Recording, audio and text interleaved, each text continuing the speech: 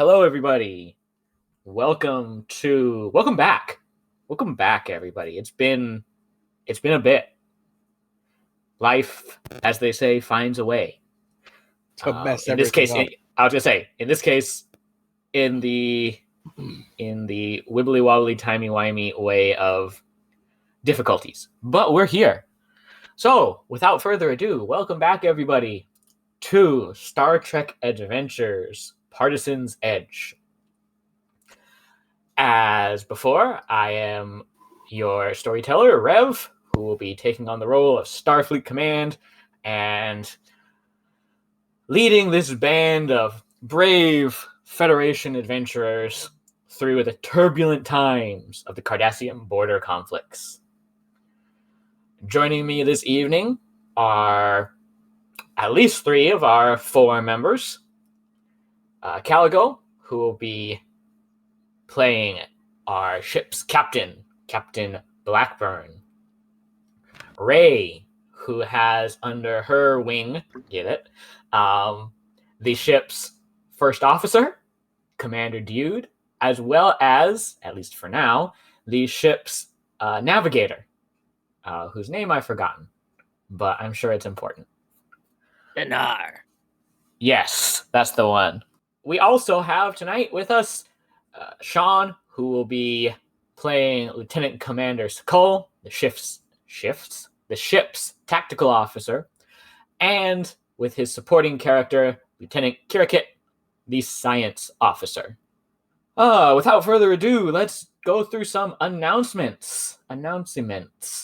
First off, as always, we would like to thank our generous host, the GM in the Great Barrier, our SCOM's technician, if you will, tonight, as he is the one who is letting us use his stream to tell this story.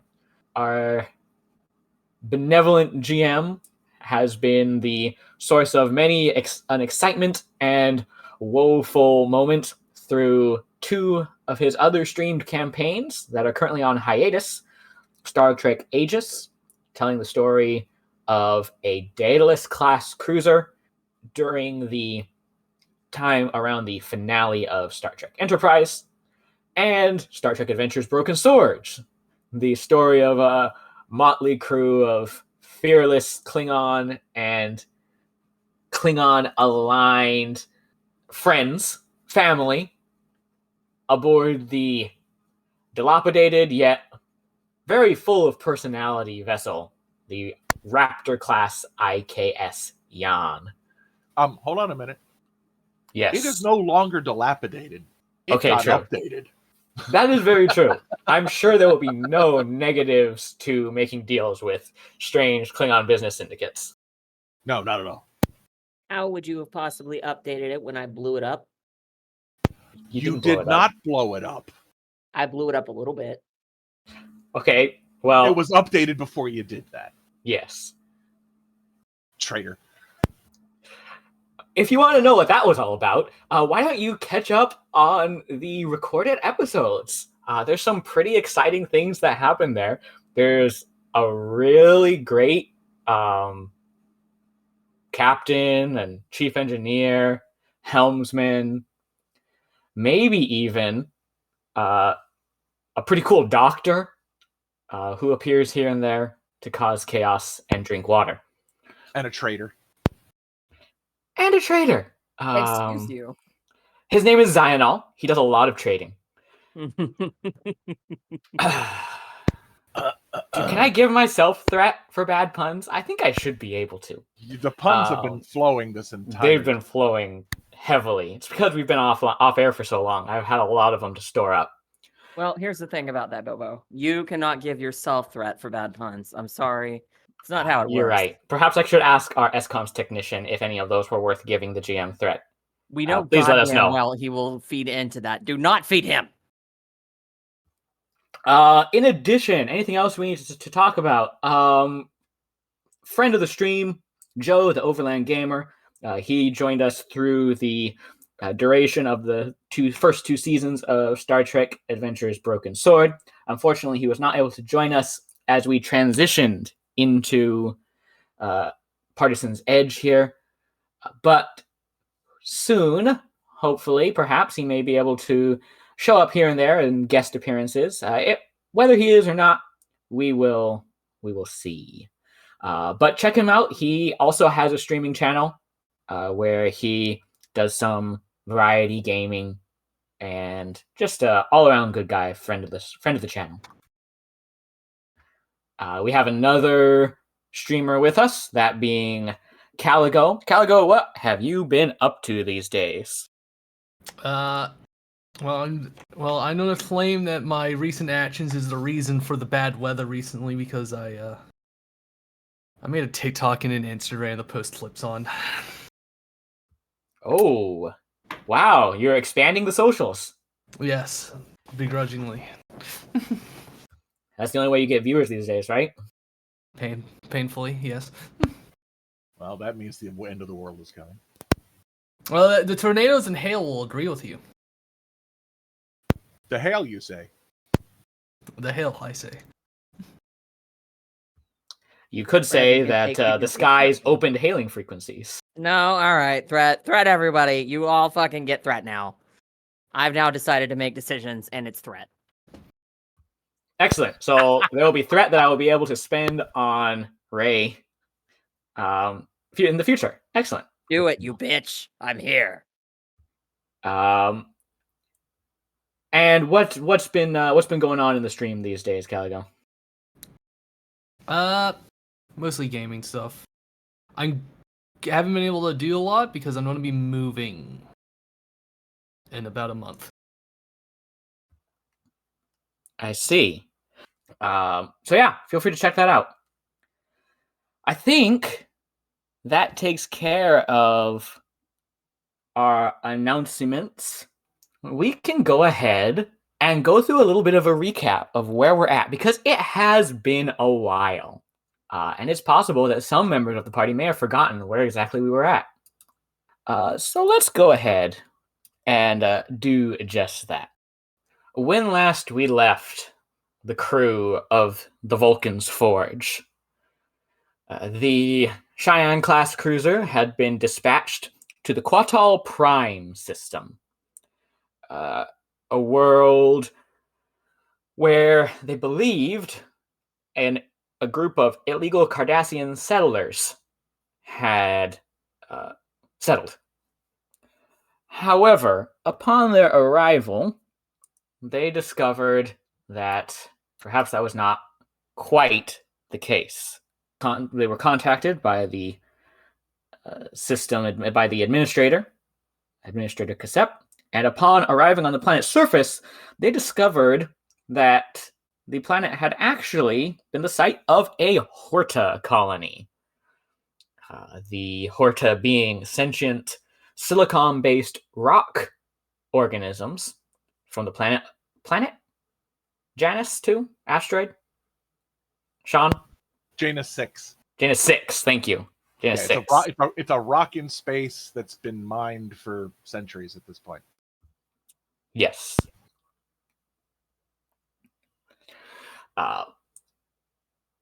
The original specifications for the Horta receiving this colony did allow for the addition of carbon-based bipeds to help them out in any ways that they may see fit, but did not specify that they had to be Federation citizens. To the Horta, such distinctions are less important than to us carbon-based life forms with our prejudices. Upon discovery of this, some information was transmitted back to the Starbase 211, to the Admiral herself, who, while accepting that this is the situation, did specify that there are going to be some challenges. This colony was promised to some colonists, in particular colonists that lost their own colony in a recent Cardassian attack. But that was not the end of the troubles for the crew of the Vulcan's Forge. It was discovered that members of the Cardassian Black Ops military were currently being Obsidian trapped. Order. The Yes. Obsidian Order. Or as the Horta liked to call them, the Blackstone clan, had been trapped within the mines of the planet, and long-range sensors detected the approach of Cardassian vessels. That's about, I believe, where we left off, as most of the crew is now back aboard the Vulcan's Forge, with the exception of our chief medical officer, who remained planetside. It's a shame that he's not here, but perhaps he will join us a little bit later. I have a question, Jim. Yes. I do not recall having the opportunity yet to inform the captain of the Obsidian Order stuck in the basement. That is correct. Because Yes. he was already giving a report before I had given him my report. Yes, he does not know about that. Okay. Just confirming. Thank you. Yeah. And so the Vulcan's Forge must now deal with threats on multiple sides, and most likely some internal Federation politics. I believe where we officially left off last session was with the away team of Commander Dyood and Lieutenant Commander Sakul materializing back onto the transporter pad and getting the alert that, yes, Cardassian warp signatures had been detected at the fringes of long-range sensors. So let's go ahead and go to the Vulcan's Forge itself. Captain Blackburn, Yes. upon hearing that the away team has returned safely and was going to meet with you, was requesting to meet with you to give you updates on what they had found, where would you take that? Would you take that in the main briefing room with the senior staff, or directly on the bridge? What are you thinking? Probably wherever would be fastest from the hangar. Okay. Let's say, for sake of using sets, so we're not always using the bridge, let's use the main briefing room. All right. So let's see. Who would be here? Let me go here. Some tokens. We would have Skull. We would have Dyood. Is there anybody else that you would bring in from senior staff? And Tanar just kind of lurk in the shadows. No, Tanar is not. Helmsmen are not part of the senior staff. Can he lurk outside the door? He can still, No. he can stand outside the door, sure. All right. But Kirakit might show up. I mean, he is the chief of science officer. he is the chief science officer. Definitely our engineer if Cheesy was here. Well, he can still be here. I'll just do a perfectly posh voice, as the universal translators within this room in particular work slightly differently than the rest. Oh, that's why Scotty has a really bad Scottish accent, because this Yes. universal translators. I think you did that on purpose. I think Horta did that. That is actually quite fair. All right. So you all arrive in the briefing room and take it away. All right. Well, let's. All right. We don't have a lot of time considering the recent stands of Cardassian vessels, so we know I need to make this meeting quick. Lieutenant Commander Sakul, what Sorry. do you report from your mission? The colony appears legally to be of Horta origin. The Cardassians on the surface are employees. However, deep in the mines, there appears to be a unit of Obsidian Order personnel who are being contained by the Horta, having proven violent towards the other Cardassians. I This see. is a Horta colony, not a Cardassian colony. I am very surprised that Starfleet and the Federation have no records of this, as the Federation would have needed to supply transport for the Horta from Janus 6 to this planet.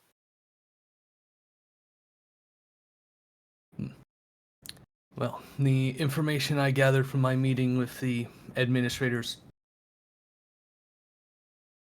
collaborates with yours. It is a Horta colony, and they have all the documentation to support it. And yet the Federation knows nothing of this.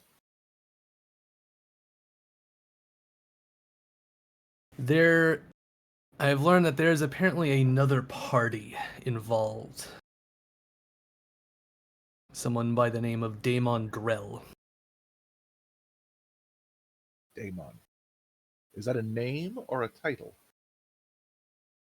I'm not entirely sure. I believe it's a title from when I gave an update to the Admiral.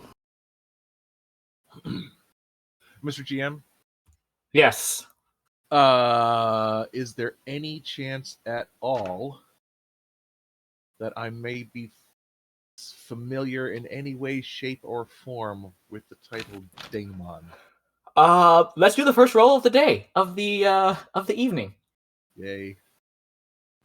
We'll do a reason and security roll.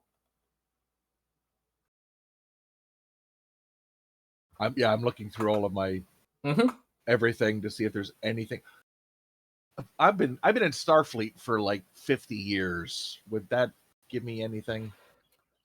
I would say it's going to reduce the difficulty, but it's not going to give you a focus. Yeah, I wasn't looking for focus. I was Yeah. just hoping. So insight and I'm sorry, the other was Insight and security. Okay. Well, And the difficulty for this, it was going to be 3, but it's down to 2. well, yay. I don't suppose the ship could help with a quick library search.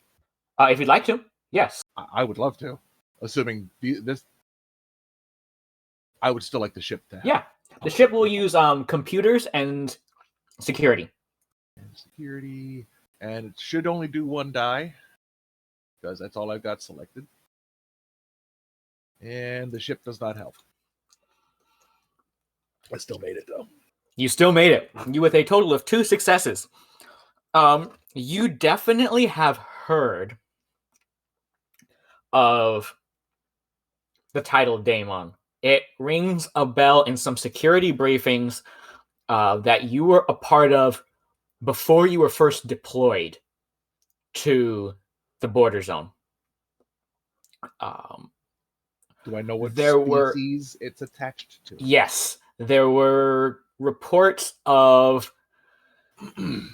a seemingly hostile government known as the Ferengi Oh. Aha. Okay. that had significant power over many planets and races within the Alpha Quadrant, within those reaches of the Alpha Quadrant. I will relay this information to the captain after a moment of contemplation. Captain, I believe the title Daemon is used by a species known as the Ferengi. They appear to be, from reports, these reports being old by this point, to be hostile and have a significant presence in the Alpha Quadrant, controlling many systems and apparently servitor races. I see. Real quick, Mr. GM, the contract, what language is it written in? The contract that the captain saw was between the Ferengi and the Cardassians, was written in an Orion trade language. Okay. Never mind. I was like trying to see if we could grab some text and linguistics from the Ferengi. No, that's a really good idea, but it was written in a language that they both could speak, basically. Yep. And understand when written. Yep.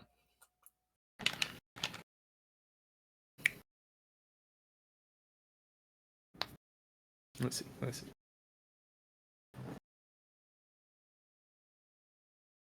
The Admiral seemed to have warned me about contending with the Daemon. However, he is not our immediate concern right now. I would assume that the Obsidian Order soldiers would be our immediate concern. Them and the incoming Cardassian ships. Are these actual Cardassian military vessels?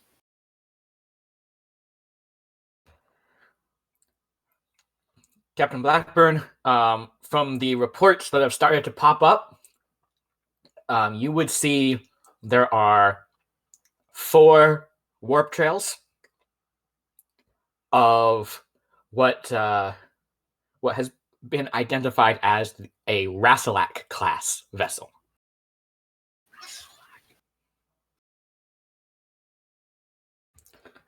They are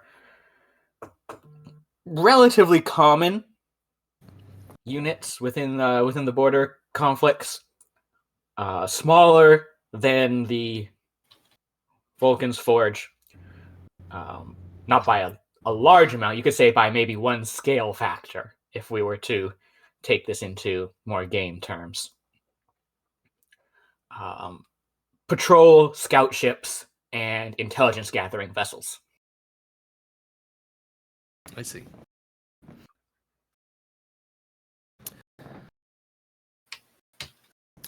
We have 4 vessels of the Rassilak class from our scanners have picked up 4 warp trails at the very least. Sakal, you are very familiar with Rassilak class vessels. Yeah, I was gonna say I was gonna ask real quick. What kind of armament are we looking at here? You would know standard. I'm not even gonna make you roll for this because of the amount of combat you've had against these vessels. Thank you. I'm gonna pull up the stats real quick. You would know they're armed with disruptor cannons, photon torpedoes, and the Cardassian unique spiral wave arrays. Yeah, the spiral wave phasers. Mm-hmm. You would also know they're very fast. Like that's their thing. Cardassian vessels, ship for ship, are weaker than Federation vessels. They make up for that usually by pack tactics and speed. Tactically, Sakal, the Vulcan's Forge alone is going to have a tough time against 4 of these. Well, yes. 3 maybe okay, 4 tough. But that's using old tactics as well. Also true.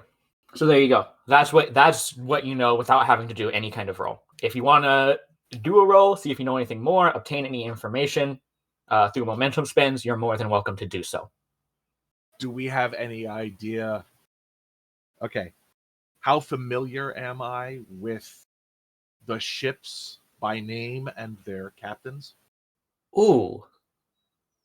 That's a really good question. And one that I'm actually, thank you for the threat, going to spend 2 threat. In your briefing that you had with the Klingon military strategist, Tohui, one of the things that you learned is that most of the vessels in the region that you have been in combat with, when this new Gull took over, Gull Duran, You're talking for the theater of operations. Yes. Or he's responsible for the entire thing. He's not responsible for the entire war. He's responsible for the theater in which you are most often engaged now. Okay. The Vulcan's Forge is engaged. He pretty much replaced most of the vessels that he was able to. Does he replace the ships, or did he, as in replace the crews? Replace the ships and the crews. Rotated them out. So he rotated the older ships out, rotated new ships and new crews in. Yes. So we have no idea who this is. I would say, go ahead and give me. You're gonna hate me for this. Yes, I will, but go for it anyway. Give me an insight and con roll.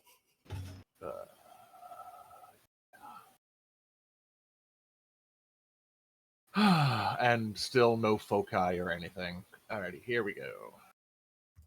You will again be assisted by the ships. Okay, never mind. You're not assisted by the ship. I'm not assisted by anybody right now. One of the vessel's registries is familiar. The CDS Correct.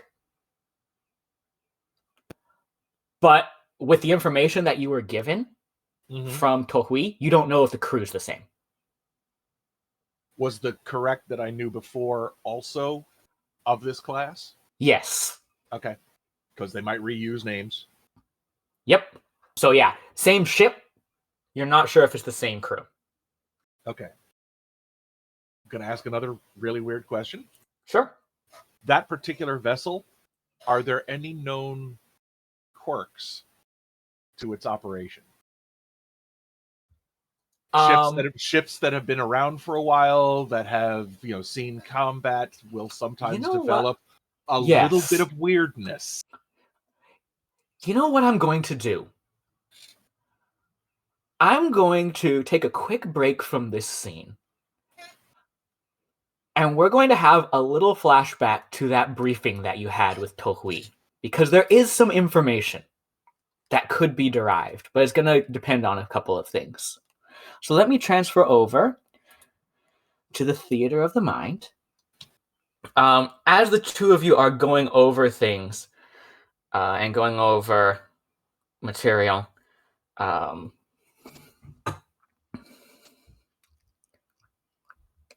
just pull this up real quick so I'm using the right information. Yes. Tohui is filling you in on what they've determined from studying the military placements of the various vessels within the current Cardassian task force. And she says, this new commander is intelligent, at the very least. He's taken many vessels and crews that were part of the Baxtra Nebula incident and placed them here. Combat veterans. Lieutenant Commander Sakala, you would know the Baxtra Nebula incident was the start of a 20-year disagreement between the Klingons and the Cardassians. That just ended maybe about a decade ago. Right. And that's where they had to go above or below Federation space because those two polities don't actually share a border. Yes. We don't ask those questions. I do. 3-dimensional space is cool, guys. Yeah.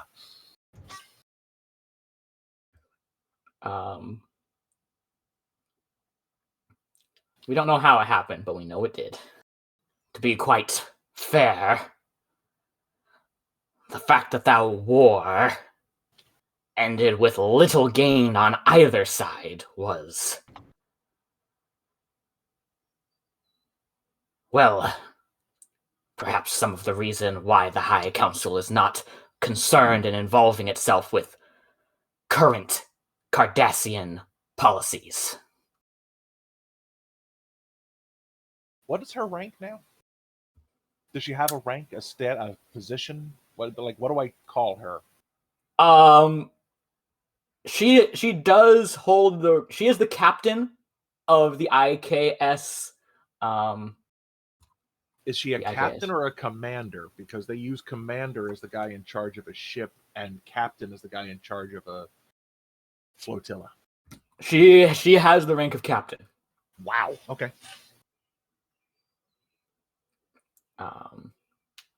Captain Tohui. That particular combat was most illogical, as there was no way for either side to have any form of territorial gains. The humans that I have worked with have a term for it, but it is highly scatological, and I will not say it here, but it involves waving one's parts in the face of another. Ha! I suppose there are those who could see it that way. It was our history in the Batraka Nebula, and so we had every right to seek ownership. But that is the past. What I do know, those vessels, they are extremely combat capable. Their crews know how to fight against true warriors. And she's going to do a roll to create an advantage using one of her talents. Actually, no.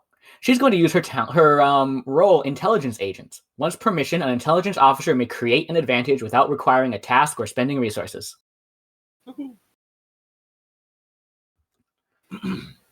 However, there are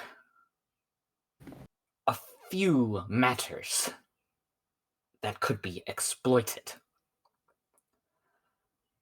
During the war, the Cardassians got quite used to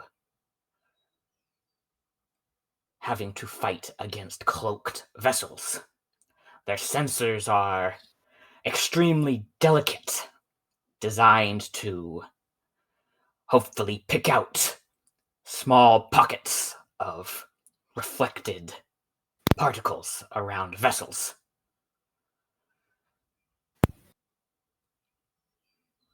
So attacking the sensor arrays may blind them.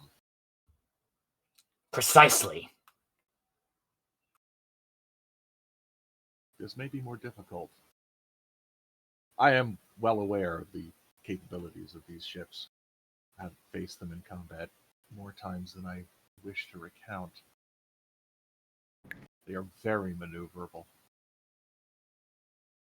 But blinding them may be an interesting concept. I thank you for the information. Of course. Anything to help our allies in the Federation. This assumes that they haven't updated or altered those same systems, having changed theater of operations. But then the Cardassians are very often strapped for materiel and time. And blinded by tradition. There is that as well. Tradition has its place. But there are times when tradition must be left out of the equation. Agreed. And with that, we are going to return to the briefing room. With that information and advantage given, Thank you. Sakal, Mm-hmm.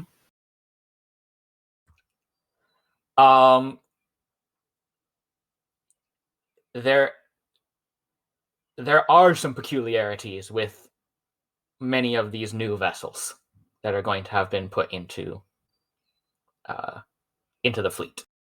Captain, I have some intelligence concerning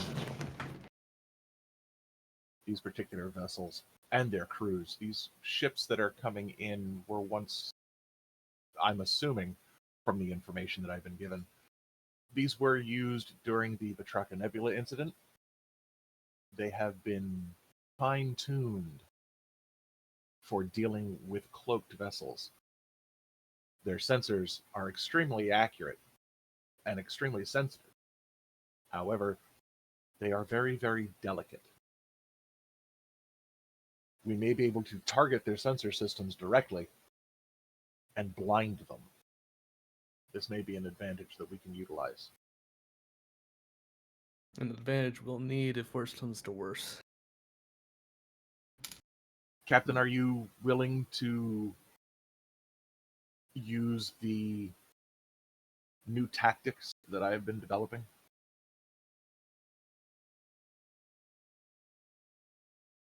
Given the situation, we may need them. Would you prefer to have our auxiliary craft already in the air when they arrive, or would you prefer to attempt a mass launch when they get here? If we launch them early, they might get detected prematurely by their sensors. If they're as sensitive as you say. I agree, sir. Let's have them ready for launch. They will be prepared. Crews will be ready. Weapons hot. Good. I push a few buttons on the little console in front of me to give the crews the heads up to get everything prepped and ready.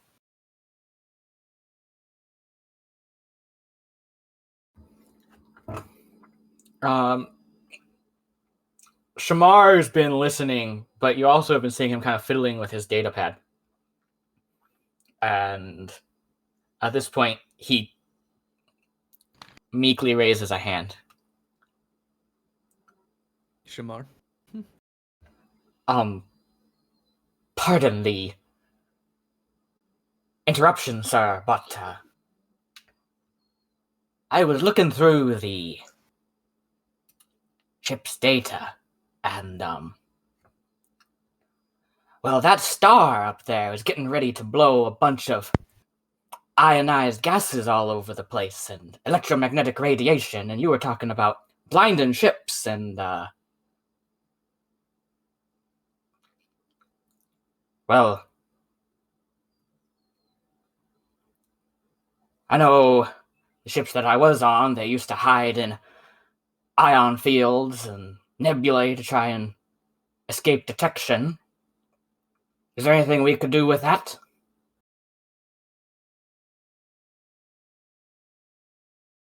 Do we know when the burst will come? Will it be before or after they arrive? Right now, after.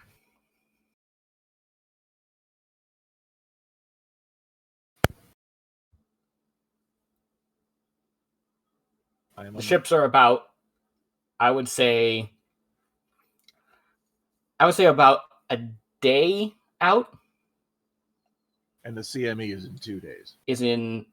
Yes.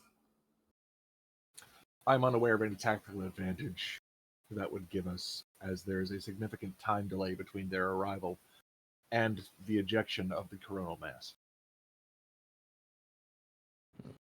Okay, hold on real quick. Kira Kip is going to do some little tippity-tapping. Yep. Can we speed it up? That's a great question. We got something we could launch in there to piss off the sun. I think that there's probably, I don't know, an extended task that could be made to create a probe that can, like, you know, make it go faster. Oh, a probe that might contain a small amount of trilithium? Yeah. That we just scrape off the inside of the engines? Exactly. Oh, dear. The key is going to be, you know, making sure that timing and dosing are right so that you get it to happen, you know, when you want it. So, yeah, okay. So Kirikit says that this might be possible.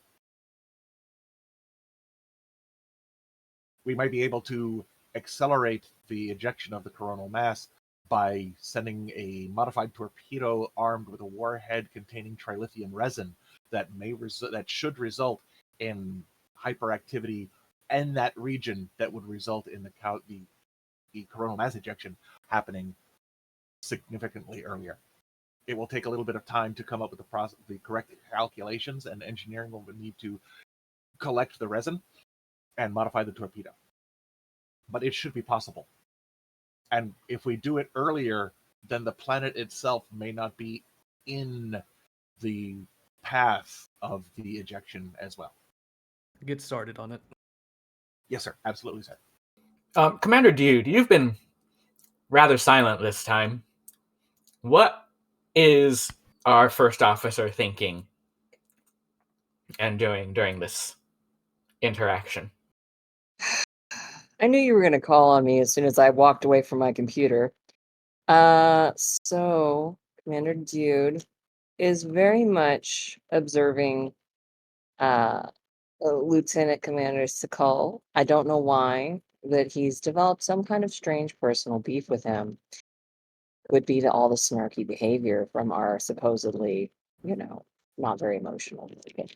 Regardless, he is trying to piece together what is being said because he cannot remember very much. That's what's going on with him. But I could interject more if you'd like. Just wanted to do a quick pulse check. Yes, I am not dead. I am simply, listening. I understand. Yeah. I'll pipe in more of it. No worries. No worries.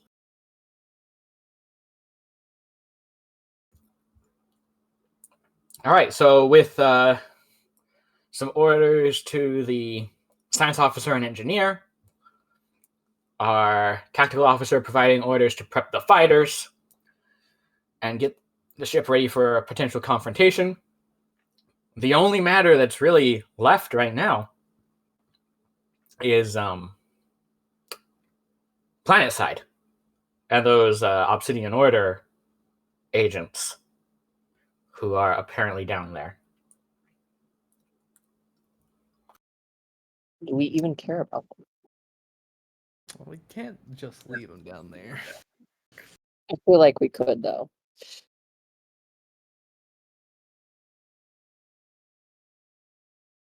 I feel like that's an option. That said, okay. Dude will pipe up and look to the captain. What is to become of these BlackRock clan or whatever they're called? It's the Obsidian Order agents. Yes. You said they were underground, captive by the Hortas?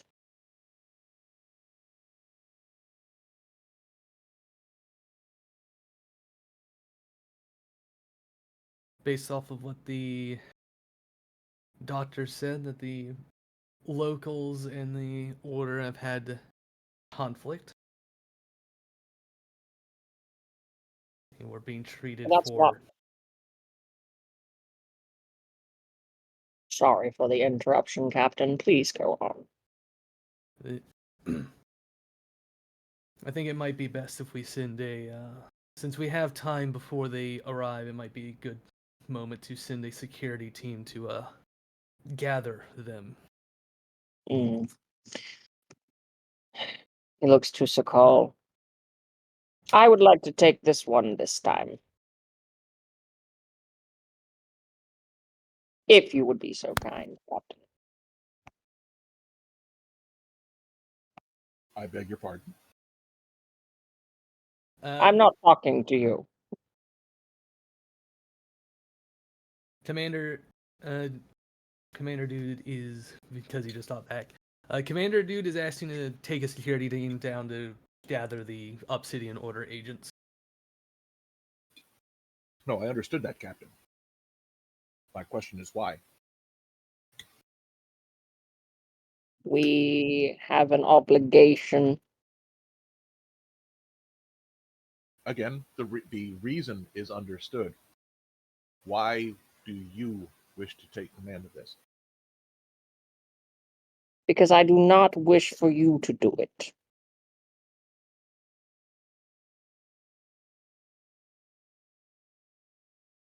You have much more priority prepping the ship here. You have proven yourself to be more capable in these aspects than myself. It does not go unnoticed.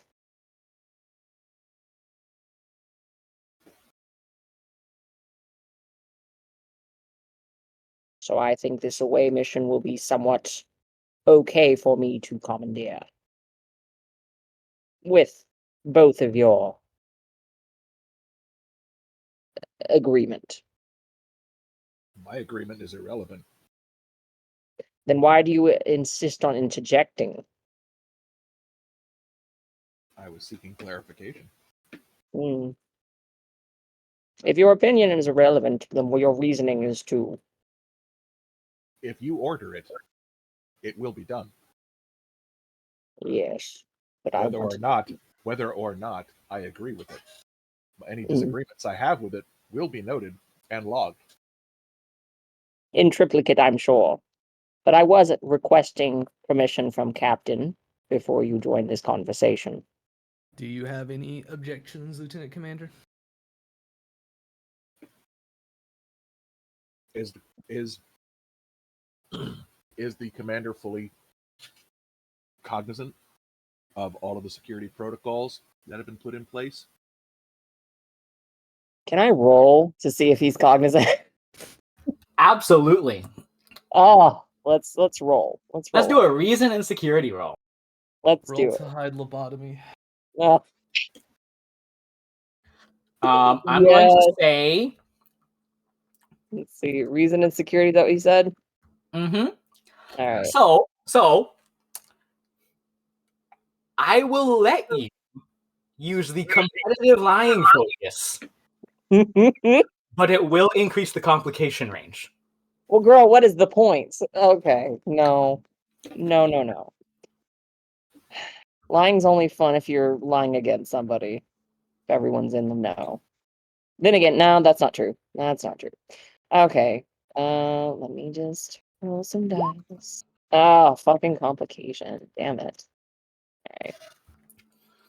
So you do succeed. Okay. Starfleet tactical protocols, especially with somebody of your security, 3, moderate security level, you would know Starfleet tactical protocols pretty well. What do you want that complication as? Would you like Well, you know it's to buy it narrative. I off? don't even know why you ask. It's always going to be narrative. You never know. The one time I don't ask is the time you're going to want to buy it off or something. Not a single time have I ever wanted to do that.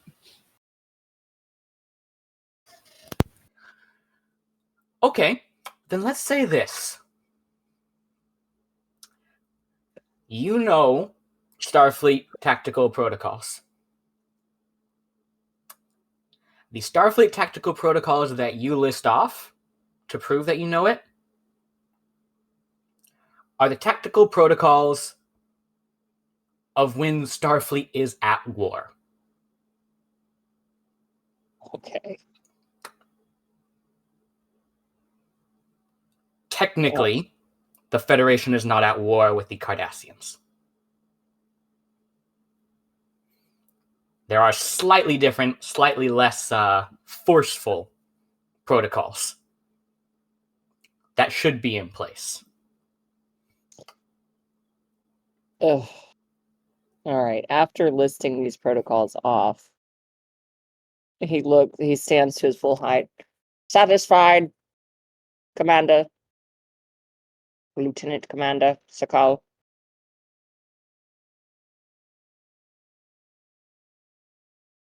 Will that satiate you? Have you been fulfilled? Is your mic muted? Hello? Yes, it was. I apologize.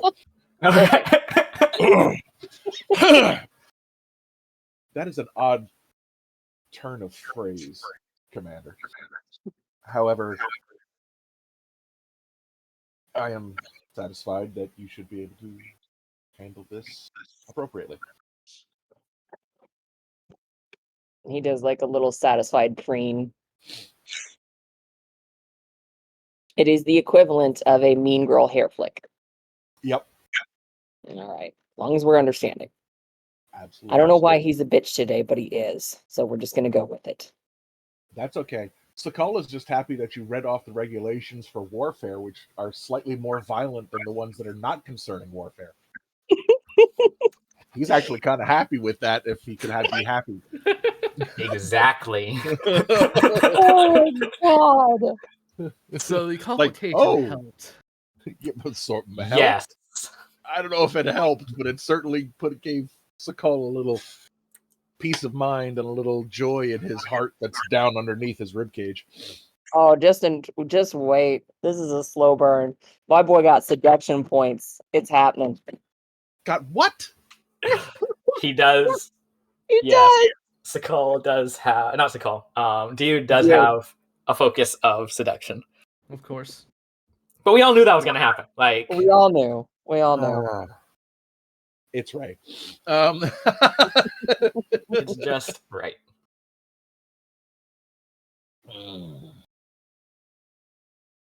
Then, Captain, I will see to the readying of the ship and the fighter wings. Understood. Everyone has their assignments. Aye. I believe this meeting is adjourned. Kirakit gets up really, really fast and walks out the door like he's running, but he's not. He's moving a little bit faster than he normally does, but Well, yeah, because now he's got something exciting and new to do. yes. Happy little All right. fella. So, let's go over to the science lab. So, let's go ahead and do our first roll of the extended task. So, it is a difficulty of 3. Has a work track or a health pool, if you will, of 15, and no resistance. Fairly simple to build. It's just making sure that the fine tuning and the specifics on making it happen when you want it, and to make sure that nothing else, unexpected goes on. That's Right, where the difficulty of this comes. Like we don't blow up the sun. Yeah, hopefully that won't happen. That's going to be a. Yeah. If you roll 2 complications on a roll, we might blow up the sun, but it has to be 2 on the same roll. We wouldn't happen to have a Dr. Tolan on board, would we? No. Or Soren. Sorry, that was his Soren. name. Yeah, Tolian Soren. They say time is the fire in which we burn. And my time, Captain, is running out. Oh, okay. So, yeah, we just gotta make sure that the math works. Yes. The timing is good. Yep. So I'm going to have you roll. Pitch to me what you want to roll. Obviously, science. Yeah, science.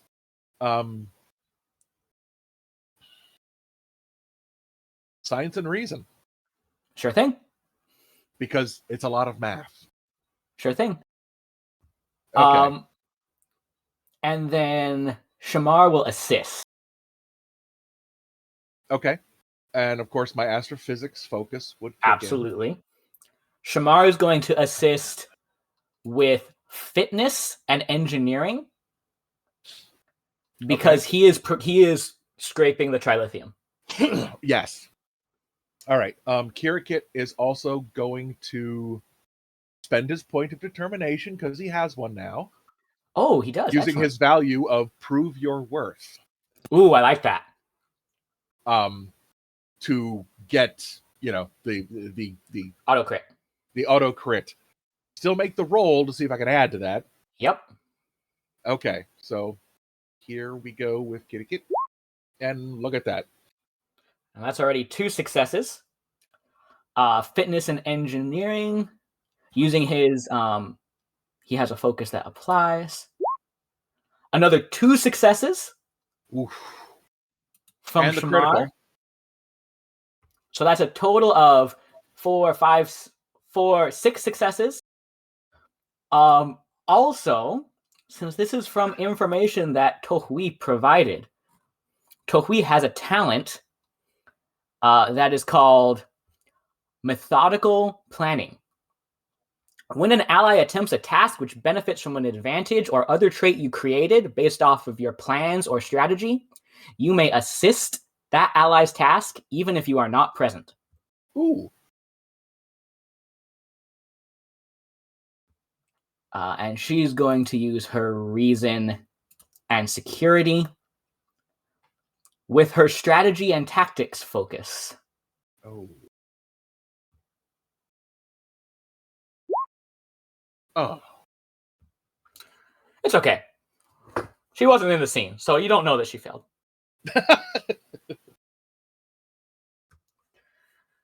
All right.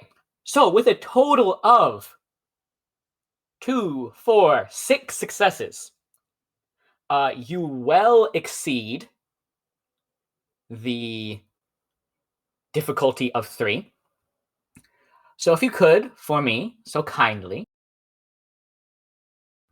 go to where the challenge dice are. Mm-hmm. And I believe it is roll, is it 3 plus your science? So if you could put 7 in there, hit enter, where it says challenge dice, and then roll. Ooh. Okay. Ooh. So right now, that is a total of 2, 4, 5, 6, 7 successes, 2 of which are Mhm. effects. Now, you don't have any talents, or there's nothing here that will give you any effects. But you do have 3 points of momentum left over from that roll. You may spend a point to re-roll any dice that you would like. You may also spend, I believe it's 1 point per just flat success. All right, you said okay. We have how many floating momentum at the moment? Right now, with it was a difficulty 3, and you rolled 6 successes. So 3 Okay, so points of momentum. We have 3 points of momentum. 1 point would disappear out of the pool. So for right again, we could be going into combat. Yep. I will take one of those points and turn one of those zeros into a success. Okay. So And just the others straight are up just add a gonna success. Yes, and then the other points will get put into our collective momentum pool. Excellent. Would you like to deal those into your hand then? I will do my utmost to do so. If you need help, let me know. So that brings us up to a total of 5, 6, 7, 8 successes. Bring our work track down to 7. As you have dealt more than 5 points of quote-unquote damage to this extended task, that counts as 1 breakthrough, reducing the number of breakthroughs and the difficulty by 1. Cool. So what's been going on during this this time? What is Kira Kit doing? Let's get into the RP of it now. Now that we've gone through the nitty gritty.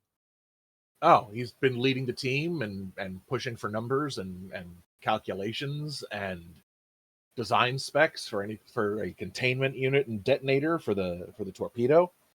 And he's having to use a backup vocoder to slow down his speech because he's talking too fast. I love that. I love that. He is talking so fast that he's moving on before they can understand what he has said. So he's got the little vocoder on his back to continue to speak in a slower pace so they can understand him. He's got the lag mod turned on. Yes, he does. Very good. He learned a long time ago that he needs that. How many lifetimes ago? 2 or 3. Okay, that's not bad. As you're finishing up the preliminary calculations, you get over the comms. Shamar to Kirkit.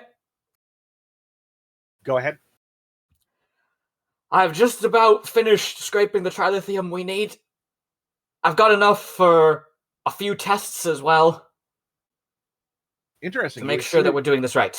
You exceeded the 24 gram requirements then? I did. Just in case something goes wrong, never hurts to have a little bit of backup in case. Very, very, very, very, very good. Did you bring the quantities to the lab? Please. Very good. On my way. I mean, the picture here shows, just empty space with him in it, but there's there are other people here. There's everybody at every station right now. Yes. So. In this and 2 other science labs. Oh, goodness gracious. Okay. They're not quite sure how many of them are actually needed here and how many of them are just because when Kirika asked for everybody, everybody showed up. But the work is getting done. Yes.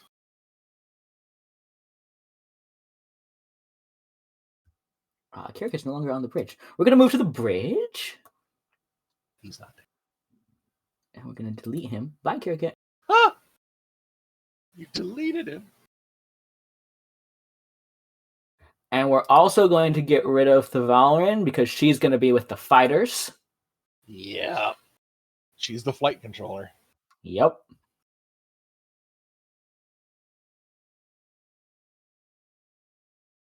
By this point, I should probably be on the bridge. Yes, I'm bringing you up. And the captain as well? Captain is... Oh, I forgot. Shamar was the captain for a brief second. The briefest of moments. He was singing sea shanties, okay? Yes. Couldn't it was very keep brief. up. And Dyood is assembling the away team. Oh, yeah. Before I got to the bridge, I had a word with the head of the security team. Mm-hmm. Johnson. Yeah.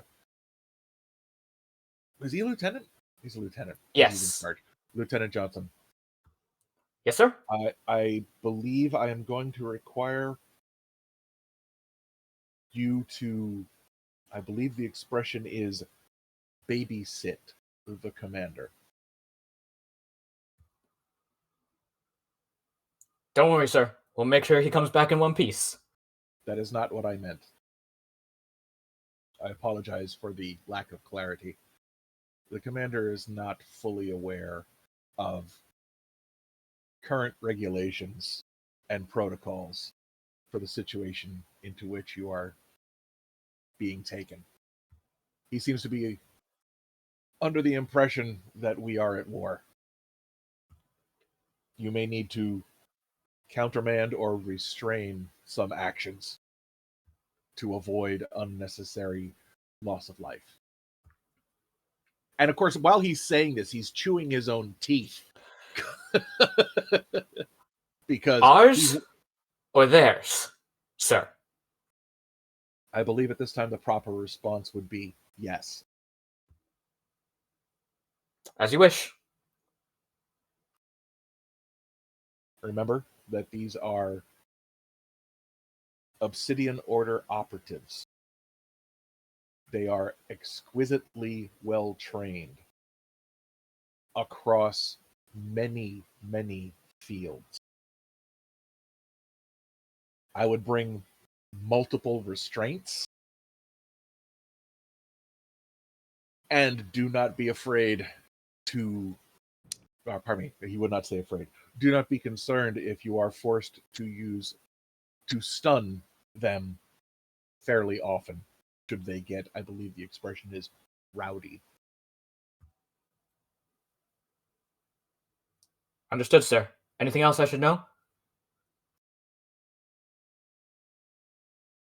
Was this guy with us when we were on the surface before? Johnson was not. Johnson's Okay. the guy that you saved. All right. Are you aware of the species known as the Horta? Think I read about them in one of the old captain's memoirs. They are a silicon-based life form that look essentially like mobile rock. They dig and tunnel through rock and stone as easily as we walk through air. Be aware of them. Do not fire upon them. Some may or may not have vocorders attached to their bodies with which they can communicate with you. Otherwise, they cannot vocalize. And if you notice any spherical silicon nodules, take great pains to not disturb them. Those are not geological samples. They are eggs. Aye, sir. Carry on. Yes, sir. And then I do, step into the turbo lift, come up to the bridge. Yep. Lieutenant Johnson stands there watching the turbo lift for a few seconds, takes a deep breath, and turns away. All right. Now, onto the bridge. Preparations are underway aboard the Vulcan's Forge to prepare for what could be its first real combat against enemy vessels.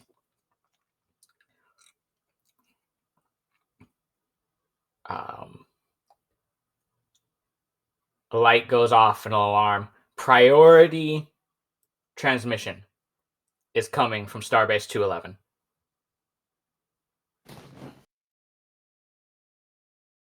Priority transmission. Captain, we have a priority transmission coming in from the starbase.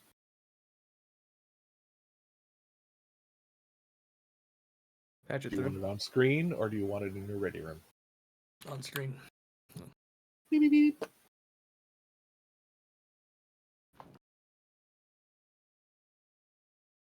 It's on screen. Oh, yep, there we go. Who's that?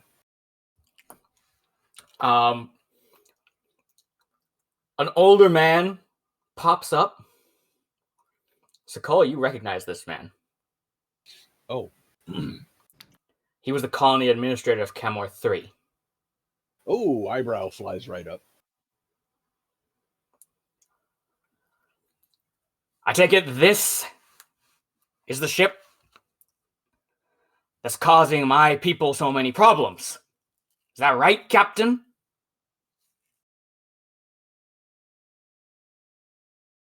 That depends on what you consider a problem at the moment. The problem that I'm concerned about is 200 colonists who were promised land and were just told by the admiral aboard this station that they're not getting any.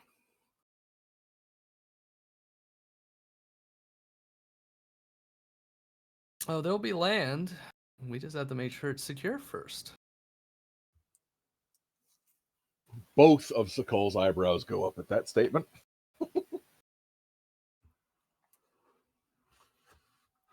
Captain, if I may. You may. Administrator, it is pleasant to see you again.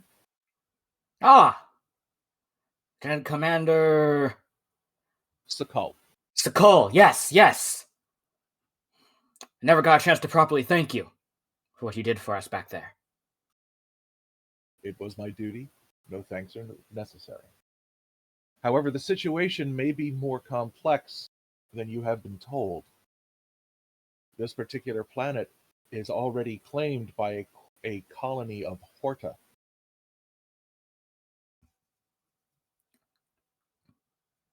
Horta, huh? Correct. Horta. The Silicon rock based people. Correct. Hmm.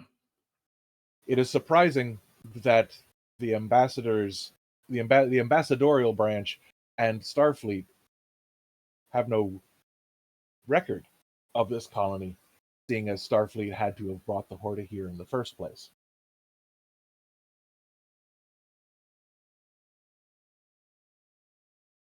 And so you have an intriguing conundrum, an already present colony who have employed a good number of Cardassian workers to help work the mines. The Cardassians are not colonists. They are employees of the Horta. So what I'm hearing is a bunch of foreign citizens are taking our jobs. I do not believe those are the words that I used, Administrator. Maybe not, but At the moment, we are also dealing with some hostilities coming from the Cardassian Union. Those will need to be resolved. This planet is not particularly pleasant, Administrator. However, once our situation here has been calmed, you may be able to come to an agreement with the Horta. The Horta are not xenophobic. They enjoy speaking to and working with and around bipedal humanoids. We simply ask that you take a few moments, give us the time we require to fix this situation.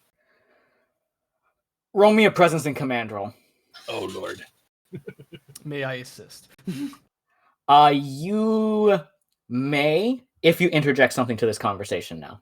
Oh, this is going to be bad. Oh, I have no... Oh, can composure work? Yes. Oh, And But yes, Captain Blackburn, you're absolutely allowed to, as long as Nope. you bring something into the conversation.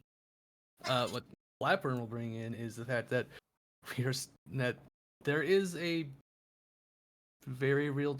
There's still a presence of Cardassian Union ships that is preventing the colony from currently arriving that we still need to take care of before they can even come here. I should have used my determination before I rolled dice. You may still use it to reroll if you would like. I would. And which value are you triggering? Oh, I will always defend the Federation. Okay, very good. I got one. Now the Which means that Blackburn will now be able to assist. Yes. Anyway, sorry, Captain. Did you have anything else you want to add?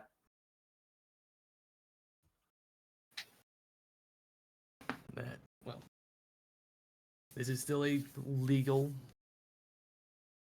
This is still within Federation space, and your people will have a home to go to. We just need some time.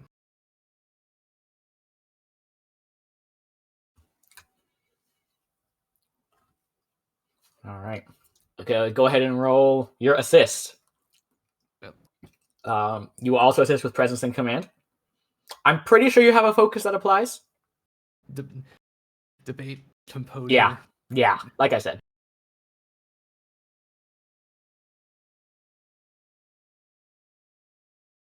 Yep.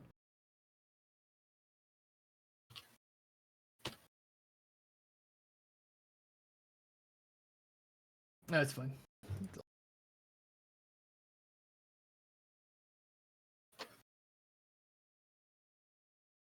I'm going to spend a threat to get a third die.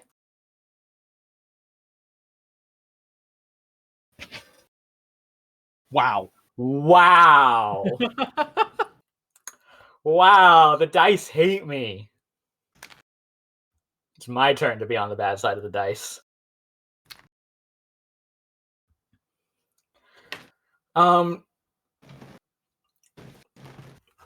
You see him kind of chew on his lip for a little bit, just thinking about it.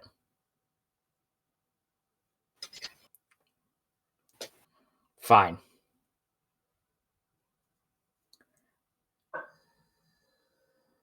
But I expect this to end the way that the Federation has promised. Otherwise, what point is there for a Starfleet who won't serve the members of the Federation as they need?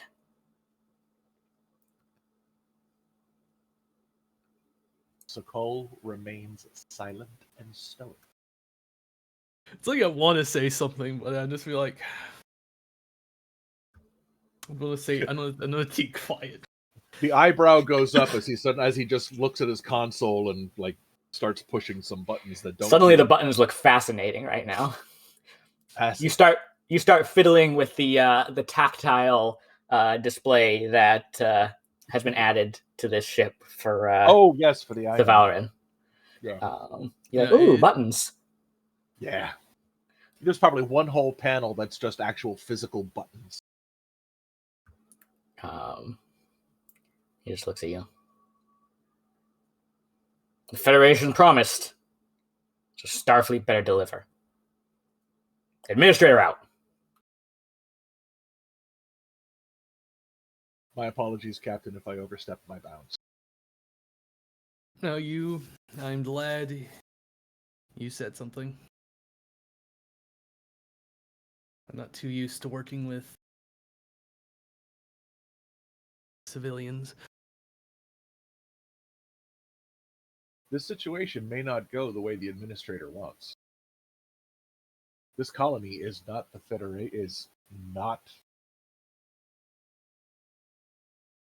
owned by the Federation. It's owned by the Horta. The Federation Council's reach may be exceeding its grasp. That's true. He may be getting a lesson in the differences between a want and a need. It has been my experience that those who get that lesson rarely enjoy it.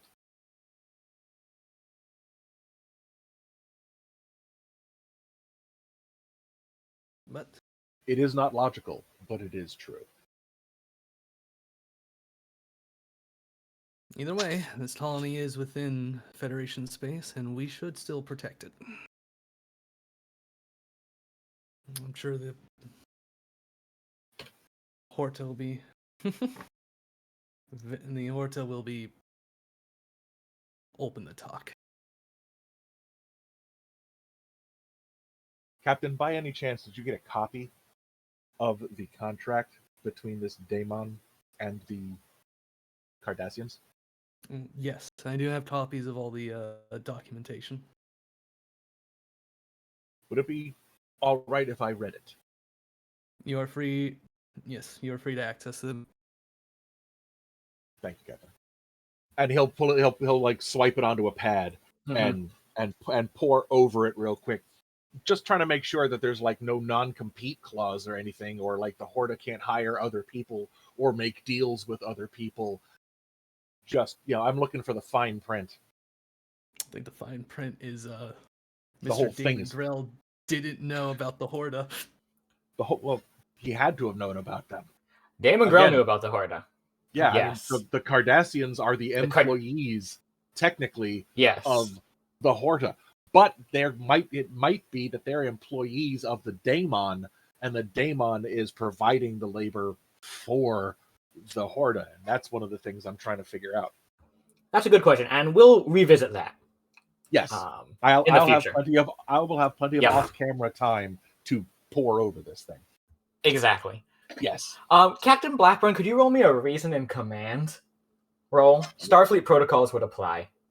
All right, reason in command. Difficulty, I'm going to let you know right now. Difficulty is starting off at 2. All right, difficulty 2. We have a surplus of momentum. Might as well use one. Might be helpful.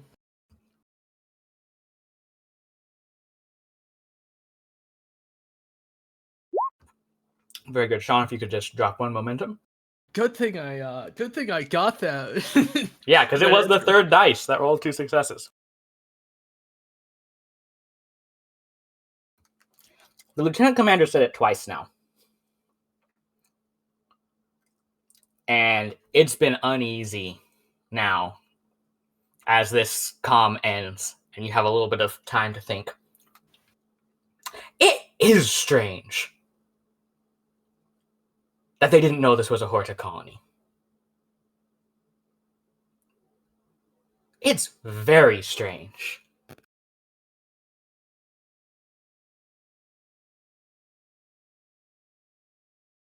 That the Cardassian Union didn't know? No, that there were no records of this being a Horta colony, apparently, on the Federation side.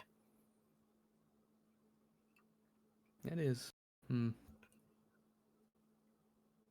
And you remember the Admiral's comms to you, where she seemed quite fine with letting the Cardassians just get rid of each other. And seemed quite pressed to make sure that these Cardassians are removed.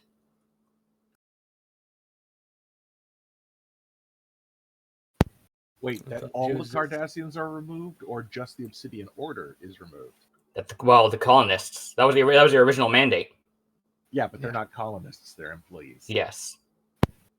But regardless, she seemed quite pressed that they get removed. At the end of it, she did back down and say, you have the information. At first glance, I chalked it up to her being callously pragmatic, stressed out. Maybe there's a bit more to it. We'll see. All right. Let's go ahead and do our next roll before we switch scenes. As we're switching scenes, our next extended task roll.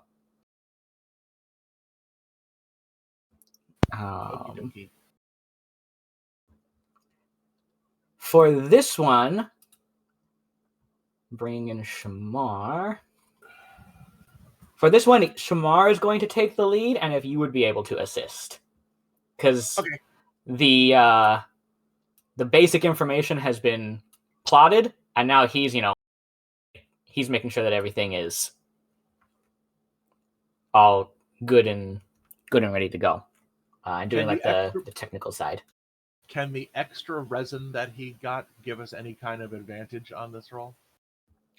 I was going to spend spend threat to increase the complication range, but because of the extra resin, I will not do that. Okie dokie. That sound fair? Sounds more than equitable, sir.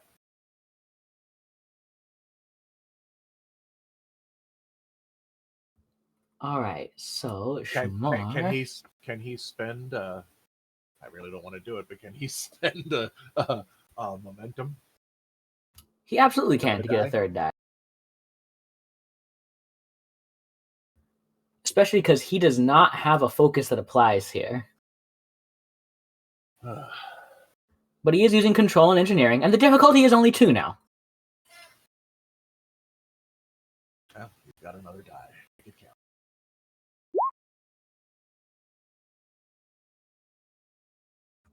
Wow, so it works when I'm trying to make life easier for you guys, but not when I'm trying to make life more difficult for y'all. Hate this.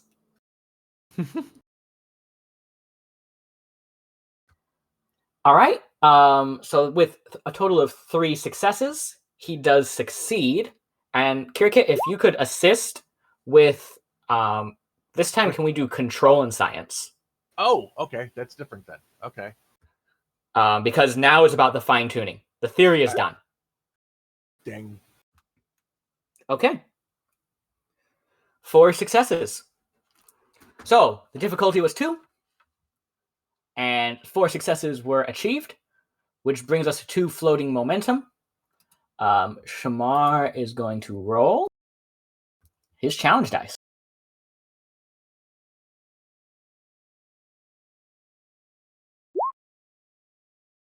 Nice. With it currently a total of 1, 2, 3, 4, 5, 6 points of success, he's going to take one of those two additional points of momentum and try to re-roll those 2 dice. Oh, okay. Because if he can do that...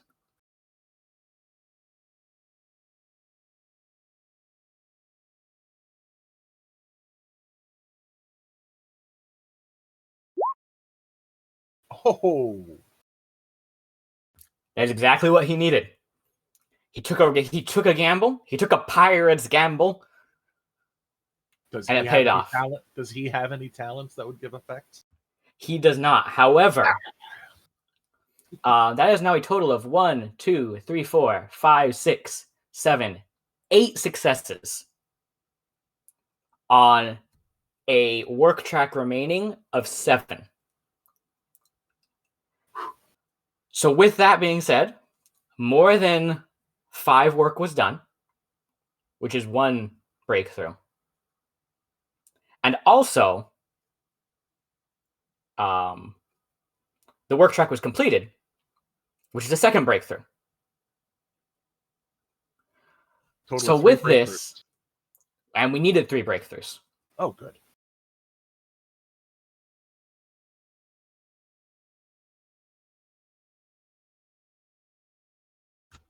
Shamar is working on the device. He's like, nope. Can we a little to the left there? If you put it too far forward, then the trilithium gets there a little too fast and causes things a little bit to go too quickly, and then we're all fried.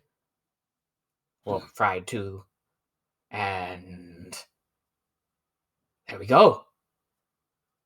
The unit has been moved back 0.2 millimeters. Is that going to be good? I think that'll do nicely. This has been a very interesting and exciting opportunity. I agree. It's not too often you get to make a star belch. Would you care to collaborate on the paper? I think that would be quite nice. This could prove very useful for dyspeptic SARS that often have coronal mass ejections, because then we could help time them so that they go away from inhabited planets and moons. So you mean just like burping a baby? If he could stand, he just stands perfectly still at that statement. The antenna's just jiggling a little bit as he tries to understand what he means. I believe that and speaking slowly, I believe that would be the mammalian colloquialism.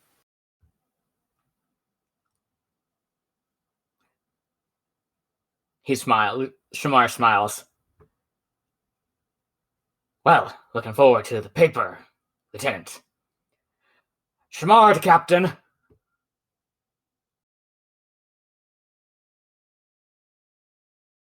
Shamar, come in.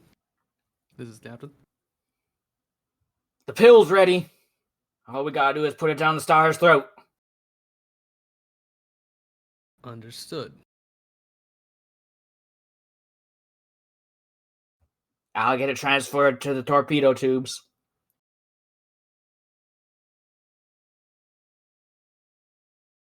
Good work. The actual launch window, Captain, is surprisingly large. We can fine-tune the actual timing of the detonation if we launch any time between now and 12 hours from now.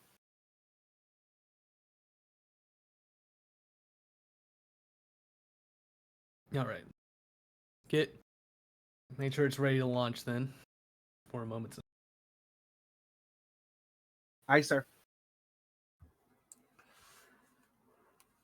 All right, well, this torpedo won't move itself, and... Shamar? Lieutenant Shamar? Yes? You may want to look into the communications. There was a decided lag between your commencement and the captain's reply. I'll have a team scrub the transmitters within the ship once we're out of this mess, I think. But thank you. It was simply a recommendation. I apologize if I have overstepped and made mention of things that are not under my purview. Listen, it takes a crew to man a ship. And with that, we're gonna cut the scene.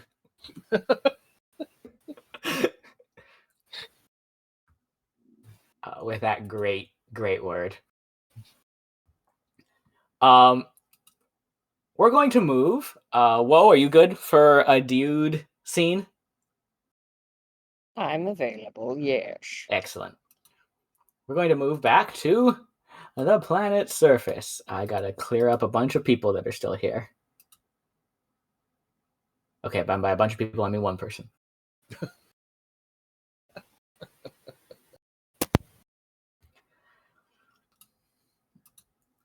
Dude, you and the away team. Oh, who did we lose? We lost Dude. Oh, okay. Dude's back. Whew. Sorry, I hit the wrong button. Are you good to go? Yes. Yes, Use the disconnect. I'm fine. Power move. Oh my gosh. Alright, keep talking. Sorry. No, it's okay. You and the away team. Oh, I hear myself. Oh, yeah, this is why you're muted. Hold on. I understand. Have beamed down to the planet's surface. The question of the hour, the question we're all wondering: what is the armament of the away team?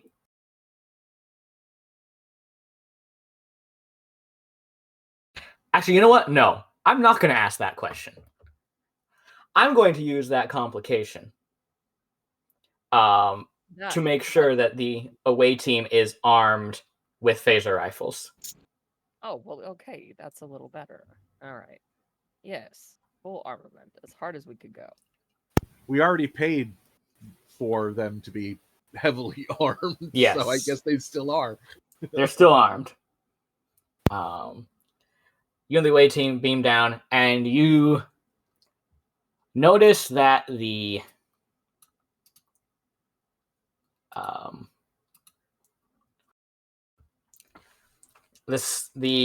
populace are actually out. You see civilians kind of running back and forth, and you see Administrator Cassep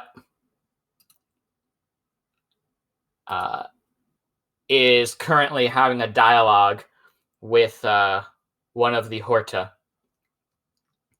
there. She's speaking with it.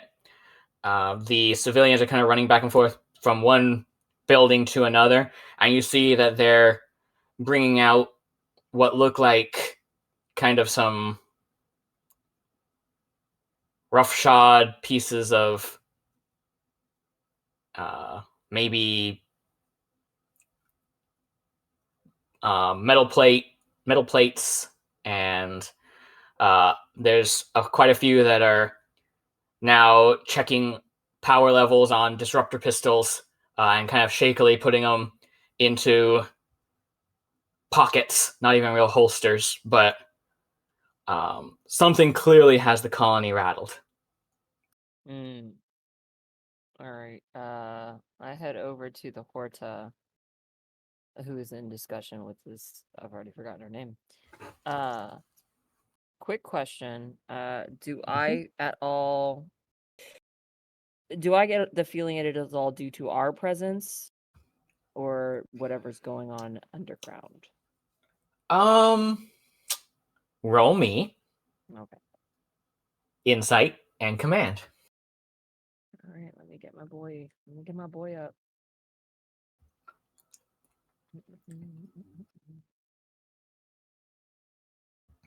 And I would say, oh, never mind. Sorry. What do you want? No, let me just check and see if any of these hit a focus. Neither of them hit a focus. Okay. I was gonna say your survival focus could have applied. Nah, no. But you're fine regardless. It doesn't seem to be. They don't seem to give you more than a double take.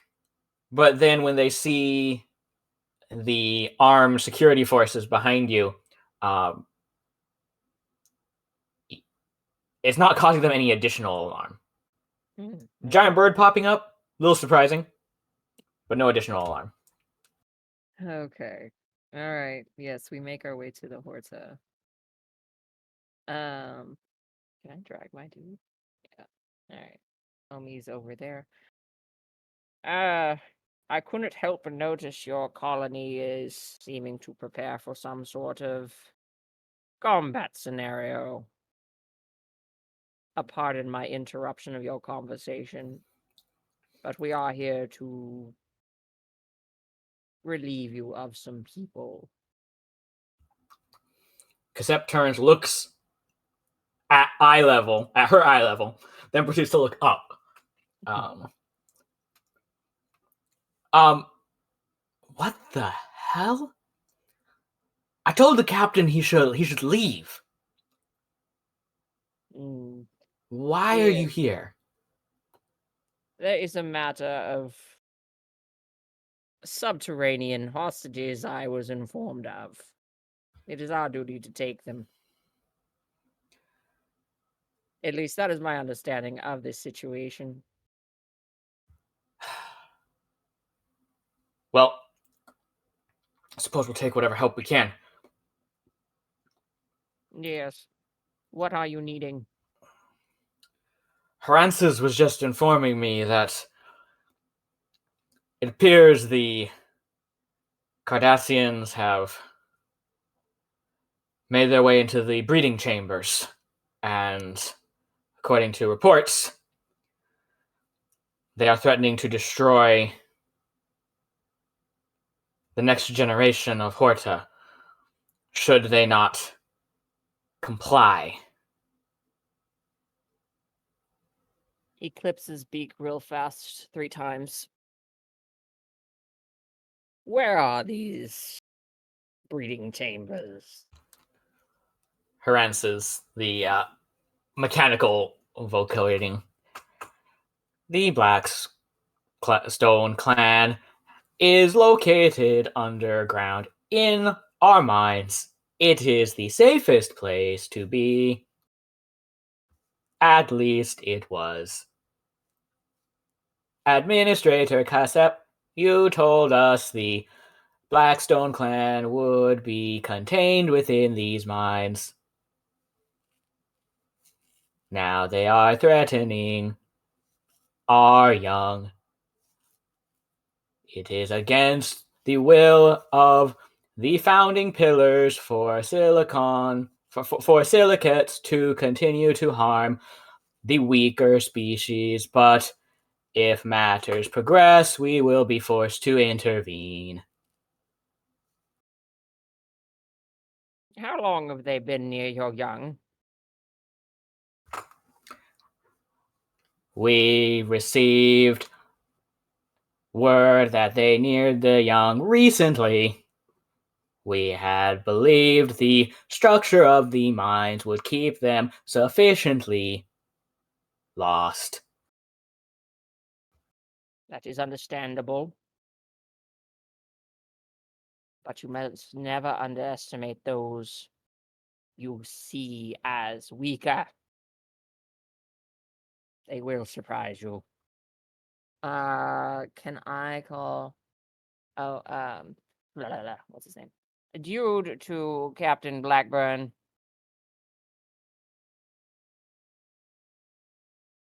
Do I have communicator options here?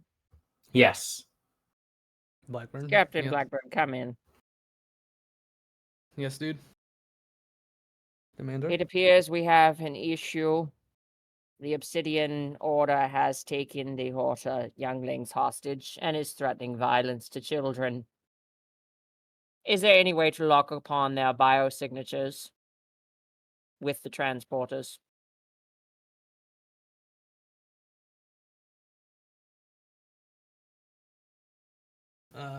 Let's.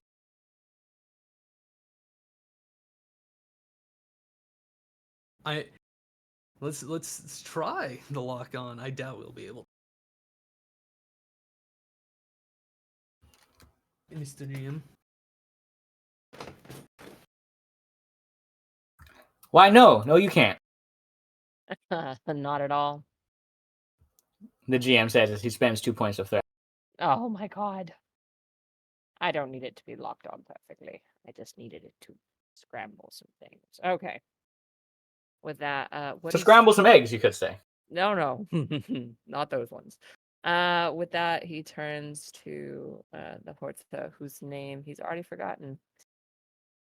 A good, great, bulgerous one. How swiftly do you think you could get us to this nursery? We can take you to the mines. From there, we can provide instructions on how to proceed. Perfect. He looks to his away team. Let's follow this boulder. It seems we have some cleanup to do. I do very much fear for the lives that we are about to encounter. And he looks to the Horta. Not your young. More the orders.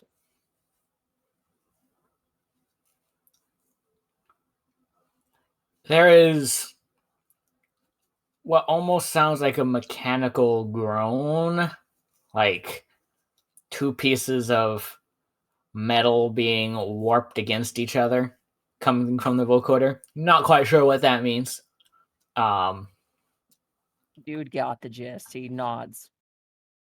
Indeed. Take us The to the nursery. administrator turns to you. Commander, if your captain has decided to stay, which I can only hope that was the right choice. This is our colony too, and before you came, we were preparing to enter the tunnels ourselves. So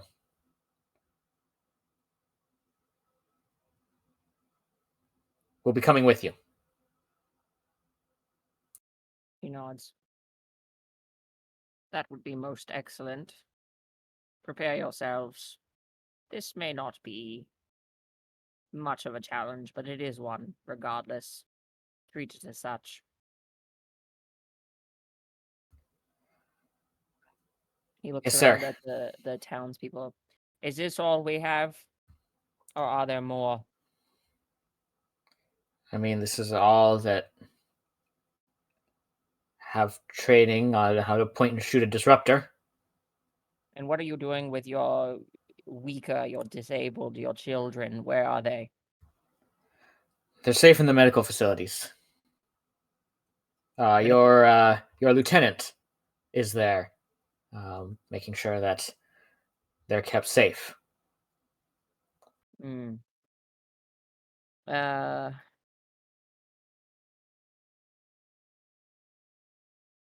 He clicks once. While I have no doubt of the competence of Baxtra, none whatsoever, I do not trust the structural integrity of your medical facilities in the face of Cardassian war machines. Take your children underground. Seek refuge from the Horta.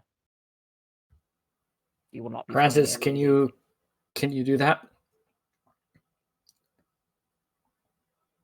We can arrange for short-term residence underground to be provided. It will not last for an extended period of time, but it should provide what you need. Very as well. long as we make the efforts to protect your young, doing the same for however long will be greatly appreciated, and all the reward we seek. Now let's Charlie forth. There's much to do. That there is. That there is. All right. Come on. It's time we paid back the Horta for helping us for all this time. And those few Cardassians, even though they are clearly not combat trained in anything more than the most basic of anything, there's a determination and resolve in their eye as they form up behind you and your team and begin to head off toward the mines. We're going to now move to space. Pigs in space. Oh, I wish I could do the theme song noise. As we last left our crew, Captain Link Heartthrob and Miss Piggy Aboard the swine trek. aboard the swine trek. God, I love Muppets. Okay. The Vulcan's forge is ready. Torpedo loaded into the tubes.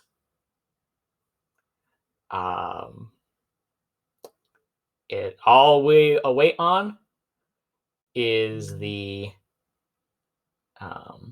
order of our good captain to open fire. And by that I mean launch the torpedo. We're not actually opening fire on the sun. What, do you expect me to fight the sun? Launch the Lost me. torpedo. Intensifies. Damn the torpedo, full speed ahead. Fire. Why is a health bar appearing above the sun? Oh no. That's a Dark Souls boss right there. Let's go. Yep. Wait a minute, why did the music change? Why are there health potions everywhere?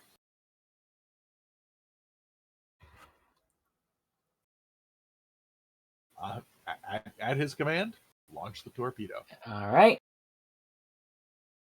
It's going to take a couple of seconds for it to get to the sun.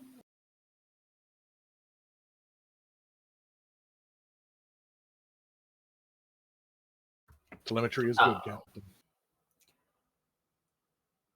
As Virgin you begin to get the readings back, as the magnetic reconnection spikes, everything is on track. You should be getting the coronal ejection in plot convenient amount of time. Captain, when do you want the coronal ejection to happen? How long before the ships come?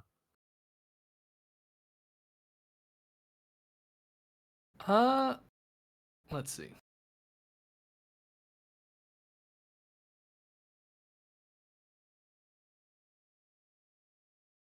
I'm trying to have the corona ejection. Okay, real quick.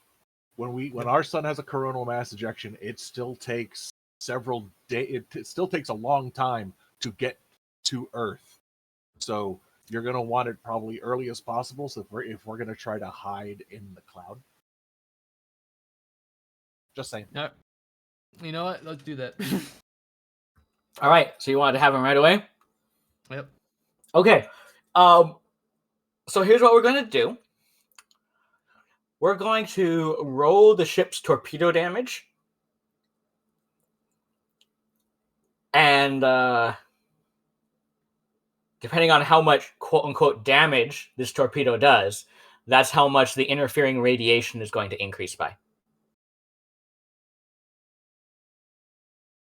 So who would like to fire the Vulcan's Forge's torpedoes? Hi. Hi. Security. Fire the torpedoes. I You don't want have to to shoot. just roll the damage for the torpedoes. You don't have to roll to hit because you're shooting at the sun. Okay. But I also have the full spread maximum yield talent. Let me look at that real quick. The attack gains the benefit of the devastating attack momentum spend as though 2 momentum had been spent. Okay. Let me just read that real quick. It's not that I don't believe you. I just need to actually specifically read something here. Understood.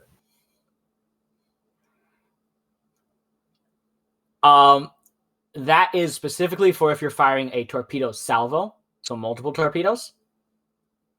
Fine, I'm only firing 1. You're firing a single probe. Yes. I was unless you would like to spend 2 momentum to say that because of the extra you were able to create multiple. No, we're about ready to potentially go into combat, and we have 4 momentum. Okay. Roll the damage of a torpedo. But I appreciate the attempt. Alrighty, so You'll still get a chance to use that before we're done. Oh, thank Not you. today, but before we're done with this episode. Okay. 2, 3, 4, 5, 6. So this goes from interfering radiation 1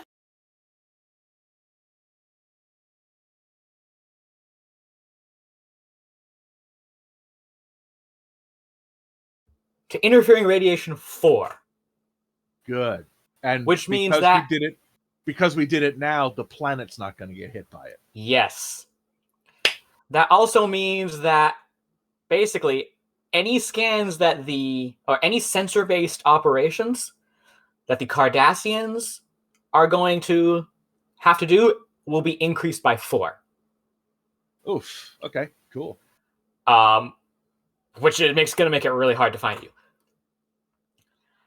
Yeah. Your ship does not have quite as fine-tuned of sensors. So any sensor-based operations that you will have to do will be only increased by half of that. So it'll be increased by 2. Okay. Essentially playing off of fine-tuned sensors are great at seeing things, but they also can get overloaded a lot more easily. Yeah. Captain, this may change the tactical situation. Considering we have a rather large amount of radiation that will interfere with the Cardassian sensors, we may want to deploy our fighter wings before they arrive. Have them be behind one of the moons within support distance of us. Make it so. This is your tactical plan. You know best how to deploy them. Aye, sir. So call the fighter wings. A report has been given on the current situation of radiation from the coronal mass ejection. Deploy all ships, both wings now. Go behind the nearest moon. Stay in low orbit and keep behind the moon relative to the Cardassian vessels until called for. So call out.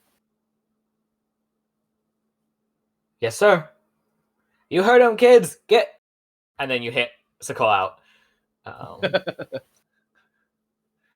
You hear "get your at," and then cuts out. Yep. All right. And then the buttons on the dashboard in front of me go. Fighter wings have been deployed, Captain. Noted. We are going to just switch one more time to our closing scene as over the planet,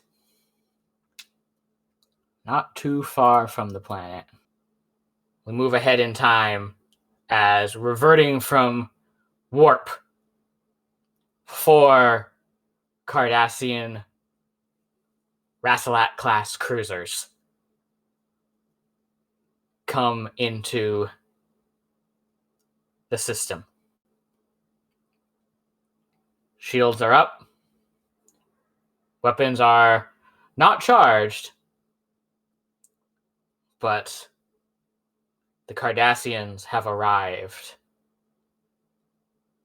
in the Quatral Prime system.